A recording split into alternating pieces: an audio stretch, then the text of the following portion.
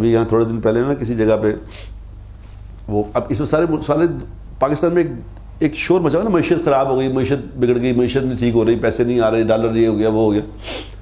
تو وہاں پہ یہ ہمارے ایک دوست ہیں یہاں پہ، ان کے گھر میں نا انہوں نے سارے پاکستان کے بڑے بڑے انڈسٹریز بلائے تھے. تو اسحاق ڈار صاحب بھی وہاں آئے تھے تقریر کرنے کی، تو میں بھی گیا تھا. یہ ابھی پچھلے ہفتے کی بات.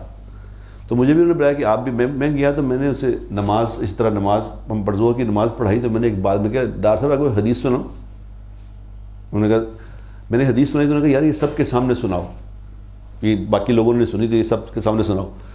تو خیر جب وہ فنکشن شروع ہونے لگا تو انہوں نے کہا جی پہلے نعیم صاحب یہ بات سنائیں گے.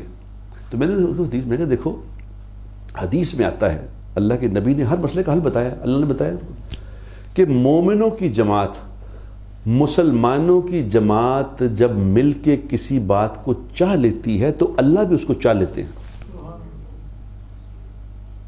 شرط کیا ہے؟ جماعت مل کے ایک بات کو چاہے تو اللہ چاہ لیں گے. جماعت کیا ہوتی ہے؟ جماعت کس کو کہتے ہیں؟ جماعت اس کو کہتے ہیں جن کی سوچ فکر ایک ہو.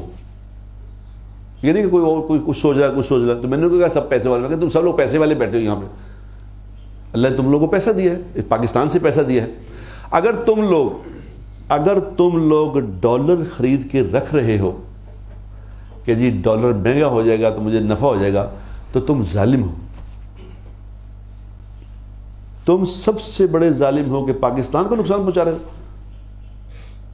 جس کے اندر اللہ نے تمہیں عزت دی، جہاں تمہیں نام دیا، وقار دیا، مال دیا، اب اس پہ مشکل وقت آئے تو تم اس کا ساتھ چھوڑ رہے ہو. تو تم سب مل کے، یہ مال والے سب مل کے اگر چاہ لیں کہ ہم نے پاکستان کو اس مشکل سے نکالنا، اللہ بھی چاہ لیں گے. یہی معاملہ دین کا ہے.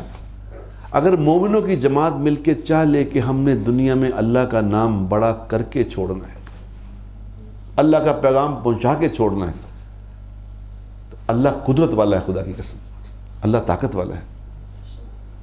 اللہ ان مومنوں کے اوپر رکھ کے فیصلہ کر دے گا. پوری دنیا میں اللہ اپنی آواز پہنچا دے گا، اس کو ذریعہ بنا لے گا.